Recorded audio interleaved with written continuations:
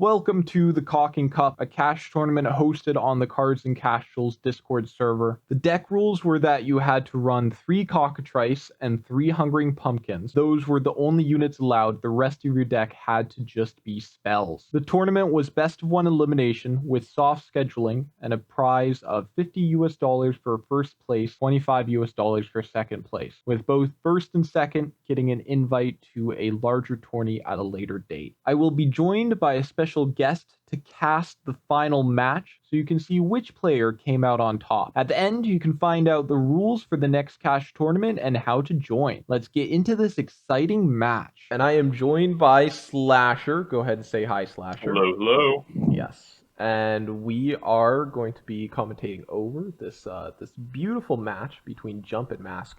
Now, originally, when this tournament was announced, everybody said that Druids would be OP, but I do not see any Druids. There is no call for aid in sight.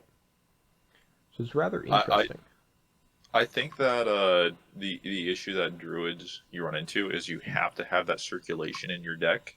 Here we see red, yellow. I mean, red being one of the required factions for both players, but the draw potential of yellow is very, very high, and I think Jump is going with that just because of that specific reason. I'm surprised to see him bring a almost dwarf themed deck, though when you realize you can't have any units, it does make sense, doesn't it? Yeah, because a lot of the summon cards, like he's got Tunnel Escape and he's got Quest for the Holy Grail, both of those bring dwarfs onto the field for him, and then he can take advantage of things like Dwarven Construction and Dwarven Mithril to make sure his units and his buildings can survive those flame storms and those burns so that he can keep that global advantage.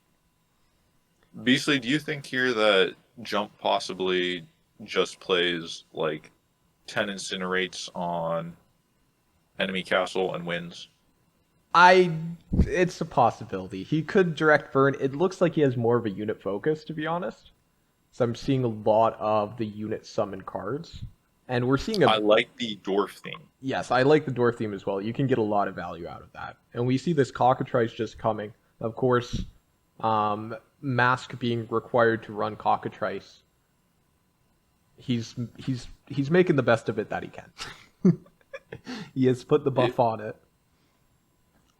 Cards like Cockatrice, while very good in Rush, I mean, as most people know, they're not very good outside of that single archetype. Ooh. Big Dragon's Fire coming in here. Yes, that is 9 damage to Jump's board. More importantly, that was technically a card for card trade, but that allows Mask to get his Cockatrice onto face, which I think is what he was looking to do, and maybe making Jump panic, force trading to Cockatrice, and Mask will get cards out of that. I'm surprised here to see Jump trading a Dwarven Escape here for this. I would have expected to say a Fear come out, or 2 Fears come out, pushing the Cockatrice back, and then I'm surprised some other stall. I'm surprised he played it down. He should have played it topside next to Castle and then used 1 Dwarf to... I guess it doesn't affect anything because it's same positioning.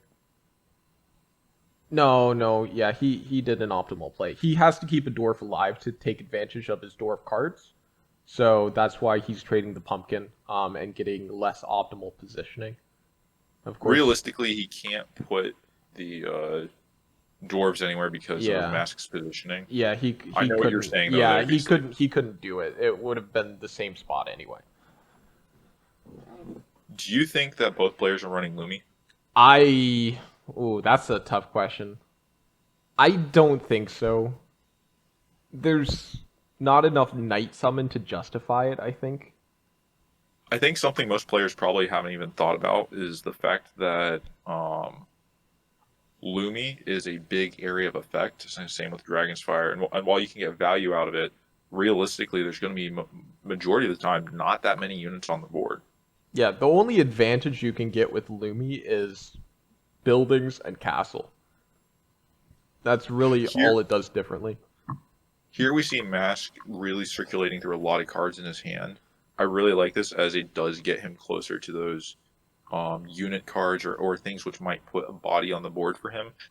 I think he's falling kind of short here as he's not been able to draw an armory, which is really right now both keeping Jump in the game and giving him an edge.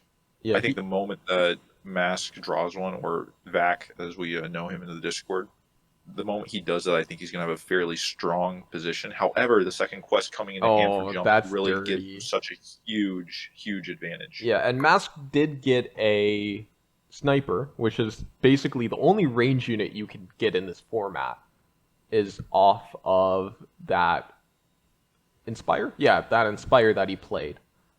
That's the only way you can really get a range unit. I think outside of Vikings, but Jump just has a dominant board position right now.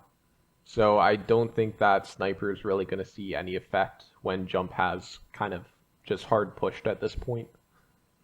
I'm surprised to see Jump take this trade the way he did. I would have liked to see him play the quest at first, trade along the top, and then get a second health on that top knight. So that way, something like if there's another Inspire looking, which could pull another guard, can't simply get a guard for a questing knight trade.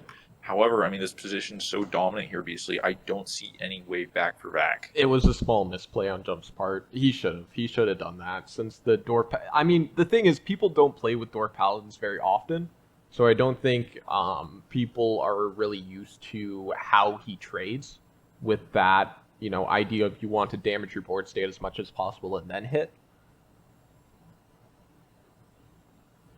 Wow. Wow, man. Yeah, Army of Damned coming in, but it doesn't really... these are low attack units, and Jump has 2 Door Paladins on the board, which is just going to perpetually heal his board state. And if this Dragon... Oh, that's it. I think that's game there. That's got to be it. Yeah, just a very dominant performance by Jump here. Do you think he's going to... We could see a Flamestorm plus... Dragon's Fire combo, which could that could clear. That is fair. But then the Eternal Darkness.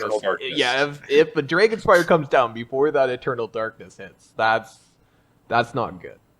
Can you imagine though if he does that combo and then Jump loses Eternal Darkness? A second Dragon's Fire would be pretty funny if Mass played that. I don't think we're gonna see it though. I mean, he has to have a Flamestorm, though. He's got his own Eternal Darkness. Is too late. Yeah, it's just too late. It's too late. But yeah, I think Darkness is a super powerful tool for this color combo because I'm pretty sure both of these players are running Armory in their decks. And there we see it. That is going to be Jump taking the finals match. The next tournament will be called the Ban Cup, and you can join it through the link in the description. Each player who joins has the opportunity to ban a specific card. If a card is already banned, you cannot ban it again, and the bans are accumulative, which means you could ban Rat King, another person could ban Mystic Journey, another person could ban Temple of the Five Gods, etc., etc., etc., until Mystic Grass is entirely obliterated. Please join the tournament server if you haven't already.